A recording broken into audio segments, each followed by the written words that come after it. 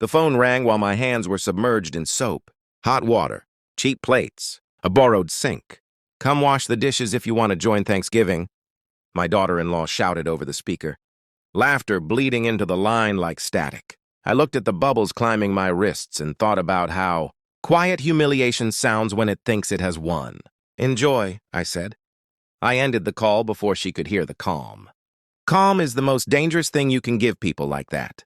An hour later, my phone vibrated once, then again. Then it began to convulse, 71 missed calls stacked like accusations. Unknown numbers, familiar ones. People who hadn't remembered my name when I slept in my car. At the top of the screen was a photo I hadn't sent. A terrace cut into snow. Glass walls, lake light turning steel blue at dusk. Switzerland. I dried my hands slowly. Somewhere far away, a story had reached its ending. They just didn't know it yet. 30 years is a long time to practice being invisible. My wife learned the craft early. I funded it, paid for the silences, apologized to keep the peace. When she said, "I'm leaving you for your young boss," it landed with the precision of a prepared line. Rehearsed, clean. I lost my job 2 weeks later. Restructuring, they called it. I lost the house because the deed was never really mine. I lost dignity, because that's what happens when people rewrite history and you let them. What I didn't lose was memory. She had been glowing lately, protective of her phone, suddenly allergic to my questions.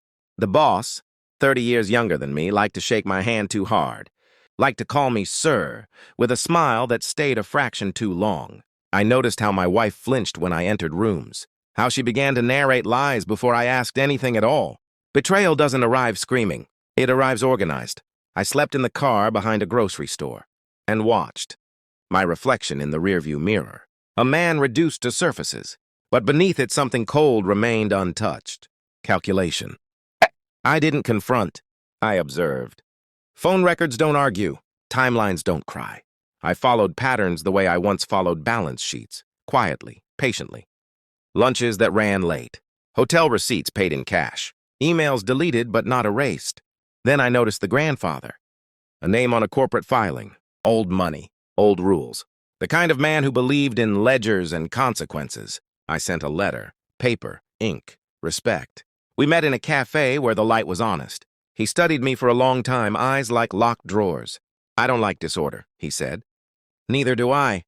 We talked about loyalty, about legacy, about young men who confuse appetite with entitlement. I didn't accuse. I presented facts like artifacts. He asked for time. I gave it to him. Weeks later, my wife filed papers with a smile that had learned to live without me. The boss posted photos, champagne, a watch that cost more than my severance. I waited. The results arrived in an envelope thicker than excuses. I didn't open it right away. I handed it to her across a bare table in an empty apartment she thought was temporary. "What's this?" she asked. "Something you already know," I said. Her hands shook. Her voice didn't.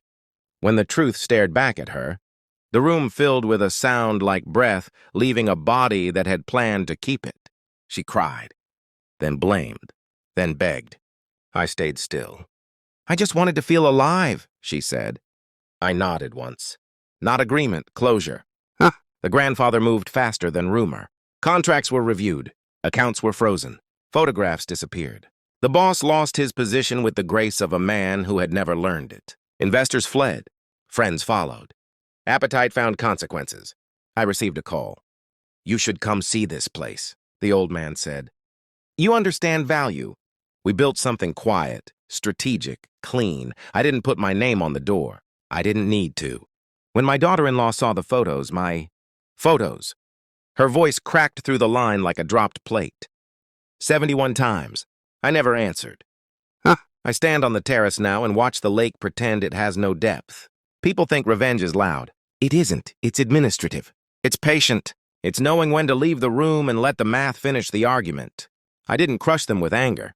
I buried them with truth. My wife writes sometimes. Apologies shaped like requests. I archive them, not to read. To remember that I don't have to. The cold doesn't bother me here. Nothing does. I wash my own dishes now, slowly, and listen to the silence I earned. A silence that finally answers back.